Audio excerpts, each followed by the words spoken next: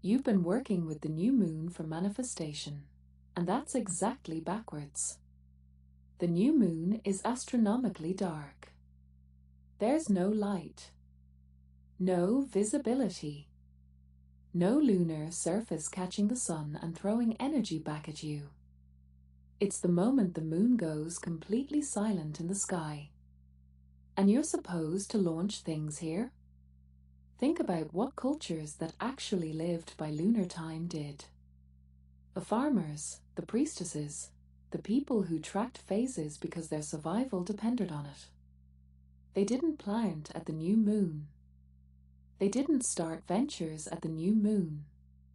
They waited for the crescent, that first sliver of returned light, because that's when something was actually growing again. The new moon isn't a beginning. It's a reset point. It's the space between the exhale and the inhale. You wouldn't try to speak while holding your breath, right? Same thing. This is reception time, not action time. But we've turned it into this cosmic to-do list. Set intentions, start projects, manifest, go geo. And then we wonder why it all feels forced. Because it is. The new moon asks you to sit with the intention before you move it. To feel what wants to come through before you decide what it should look like. It's not about doing nothing. It's about not doing yet. There's a difference. And honestly, that difference is where the actual magic lives. Here's what they don't tell you. The waxing crescent is where you actually begin. Not the new moon. The new moon is still dark. It's potential, sure, but it's not visible yet. The waxing crescent is the first sliver of light you can see returning to the sky. That's your signal. That's when the ancients actually started counting. Most traditional lunar calendars marked the waxing crescent as day 1. Not the new moon. Because you can't work with what you can't see. The crescent is proof that something's coming back. It's the first breath after the void. And the energy here is different than what you'd expect. It's not bold or aggressive. It's tender. You're not forcing anything into existence. You're coaxing it. This is the phase for small actions that build. First steps. Subtle shifts. Anything that needs momentum over time, not a single explosive push. You're planting here, not harvesting. You're whispering the idea into form, not shouting it into the world. Best for things like starting a new habit, sending the first message, making the quiet choice that leads somewhere bigger 3 weeks from now. The waxing crescent doesn't feel like much in the moment. But it's the hinge. It's the difference between intention that dies in the dark and intention that actually grows legs. The full moon isn't just bright. It's exposed. Everything becomes visible. Nothing stays hidden. Nothing gets to lurk in shadow anymore. And that's why it feels so unhinged. You're not imagining the chaos. Hospitals and emergency rooms see documented spikes during full moons. Not because people go mad, but because tension that's been building finally breaks. The pressure becomes unbearable and something has to give. Magically, the full moon's entire function is revelation, not creation. It shows you what's actually there, the thing you've been avoiding, the truth you didn't want to see, the relationship that's been dying for months. It illuminates. And most people make the same mistake. They try to do heavy manifesting work under a full moon, pouring energy into new intentions when the moon's literally designed to expose and release.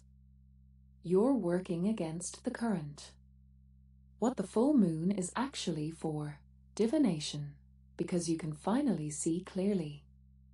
Truth work, because lies can't survive that much light.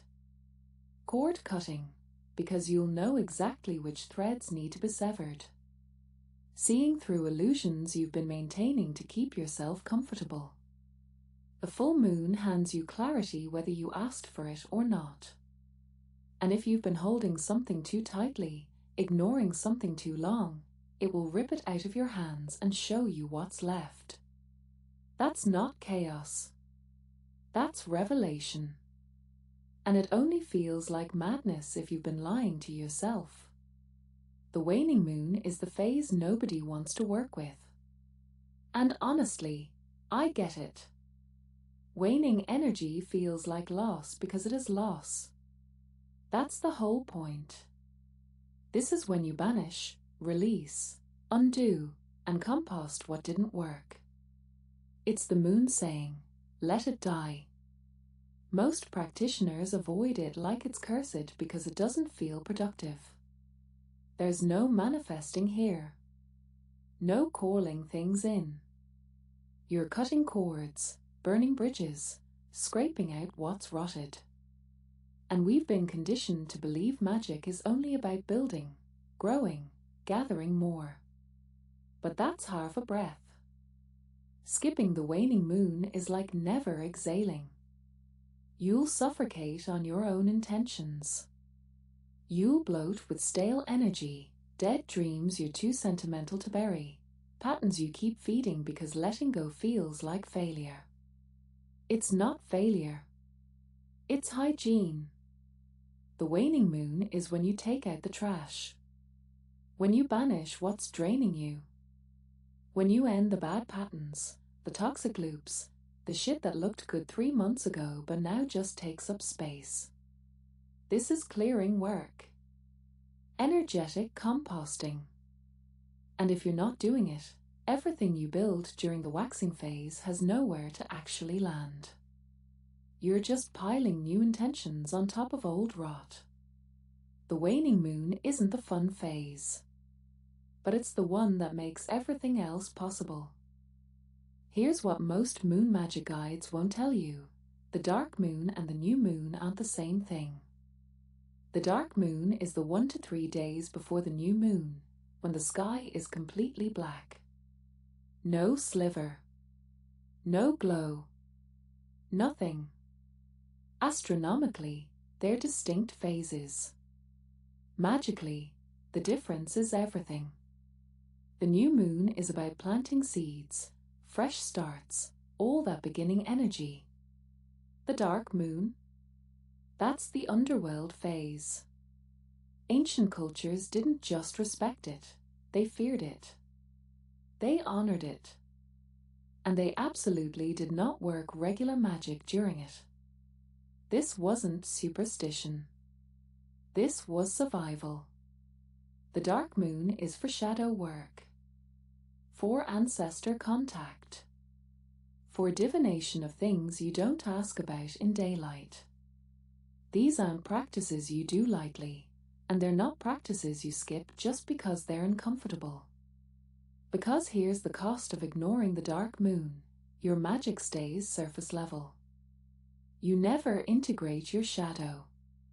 You keep cycling through the same patterns, the same blocks, wondering why your manifestations feel hollow or why certain spells just won't take. The dark moon is where you meet what you've been avoiding. It's where the real work happens. Not the Instagram-friendly kind. The kind that changes you. If you're only working with the visible phases of the moon, you're only working with half your power. The other half is waiting in the dark. Here's what nobody says: stop trying to be productive in every single phase. The moon doesn't work like capitalism. It doesn't reward constant output. Some phases are for doing. Some are for undoing.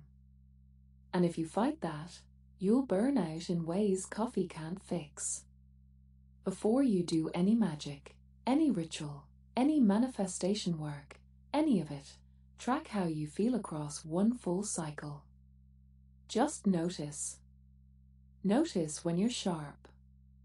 Notice when you're slow. Notice when you want to start things and when you just want to sleep for 3 days. The patterns will show up. Your body's already keeping time. The phases aren't rules.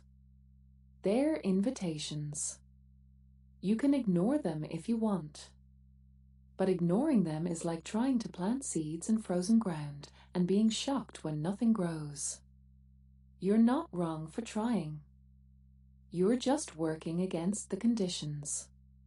Your body already knows this rhythm. If you have a menstrual cycle, you've felt it. Your sleep shifts with the moon whether you track it or not. Your energy rises and falls in waves you didn't design. The moon isn't teaching you something new. It's reflecting something you've always carried. The real magic isn't bending the moon to your will. It's aligning with what's already there. It's working with the tide instead of against it. That's when things start to move. The moon doesn't care if you miss a phase. It'll come back around. But the dark moon? That one waits for no one. And if you keep skipping it, you'll feel it, like trying to plant seeds in soil you never cleared. Follow Blackfire Atelier. I'll see you in the shadows.